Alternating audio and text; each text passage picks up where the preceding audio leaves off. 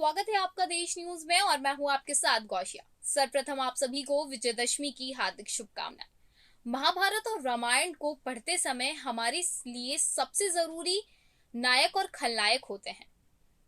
कहीं ना कहीं ये पात्र हमारी जिंदगी से भी जुड़े होते हैं, क्योंकि हमारे अंदर अच्छे और बुरे दोनों रूप होते हैं।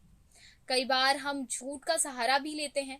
ऐसा ही एक पात्र था रावण के बेटे इंद्रजीत का, यानी मेघनाद का। इंद्रजीत बहुत ही शक्तिशाली, निपुण और वफादार था। आज विजयदशमी के दिन हम इंद्रजीत की कहानी जानते हैं। साथ ही आज हम चर्चा करेंगे एक ऐसे गांव के बारे में जहां पर रावण की पूजा की जाती है और उसका मंदिर भी बना हुआ है।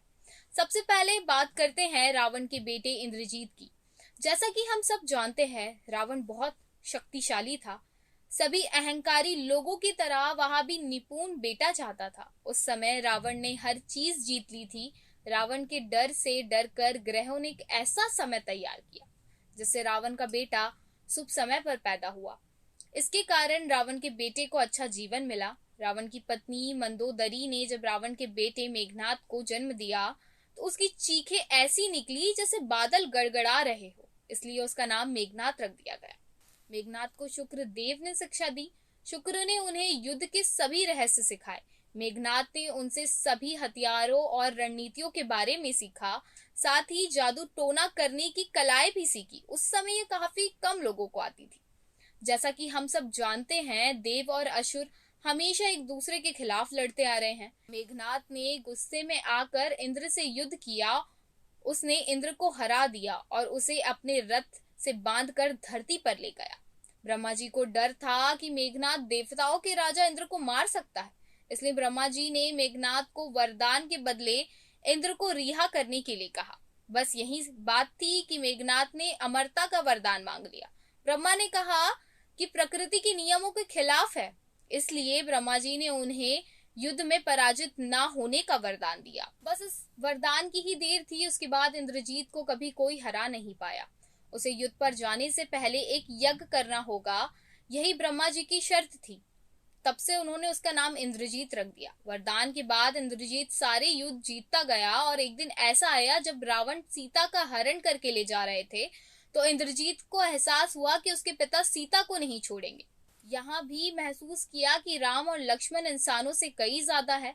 लक्ष्मण के हाथों अपनी मौत को स्वीकार करते हुए वह अंतिम रूप से युद्ध में चला गया, लेकिन फिर भी उन्होंने युद्ध बहादुरी से लड़ा। लेकिन इस बार लक्ष्मण ने इंद्रजीत का वध कर दिया।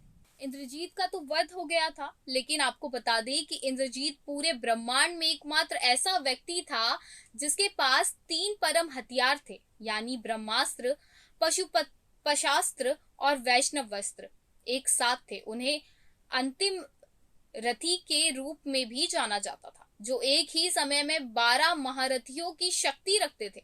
हालांकि अर्जुन, कर्ण, राम, लक्ष्मण, कृष्ण और हनुमान महारथी थे, वहां उन सब को आसानी से पराजित कर सकता था। हालांकि रावण और कुंभकर्ण भी शक्तिशाली थे, लेकिन अंत तक भी उन्होंने अपने पिता का साथ नहीं छोड़ा था और एक अच्छे पुत्र का कर्तव्य अपनी मृत्यु तक निभाया था। अब हम बात करते हैं रावण की। पूरे देश में विजयदशमी के दिन रावण का पुतला जलाया जाता है, लेकिन उत्तर प्रदेश के कानपुर में एक ऐसी जगह है जहां दशहरे के दिन रावण की पूजा की जाती है। रावण के मंदिर को साल में एक बार के लिए चंद घंटों के लिए खोला जाता है। आज भी यहाँ मंदिर खोला गया है जहाँ पर बड़ी संख्या में लोग रावण की पूजा करते नजर आ रहे हैं। यहाँ मंदिर अयोग नगरी कानपुर में है। विजयदशमी के दिन मंदिर में पूरी विधि विधान से रावण का दूध स्नान और अभिषेक कर श्रृंगार किया जाता है। इसके बाद पूजन के साथ रावण की स्तुति पर आरती भी की जाती है। यहाँ के पुजारियों का मत है कि रावण को जो भगवान राम ने मारा था, तो नाभि में लगने के बाद और रावण के धराशायी होने के बीच कालचक्र में जो रचना की, उसने रावण को पूजने योग्य बना दिया।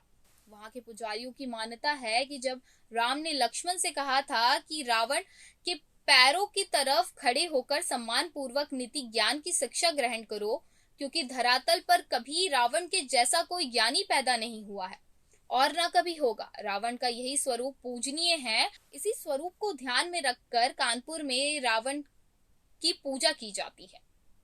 सन 1868 में बने इस मंदिर में हर साल रावण की पूजा होती है। लोग हर साल इस मंदिर के खुलने का बेसब्री से इंतजार करते हैं और मंदिर खुलने के बाद पूरी विधि विधान के साथ बड़े धूमधाम से पूजा अर्चना की जाती है। यहाँ पर लोग अपनी मन्नतें मांगते हैं और मुरादें पूरी होने की उम्मीद रखते हैं। दशहरे के दिन ही रावण का जन्मदिन भी मनाया जाता है। बहुत कम लोग ऐसे हैं जिन्हें ये जानकारी है। रावण को जिस दिन राम के हाथों मौत मिली उसी दिन रावण पैदा भी हुआ था। कानपुर में रावण के मंदिर को केवल दशहरे के दिन ही खोला जाता है। दशहरे के लिए सुबह मंदिर खुलता है और 11 बजे के करीब मंदिर साल भर के लिए बंद कर दिया जाता है। धन्यवाद। देश न्यूज में फिलहाल इतना ही।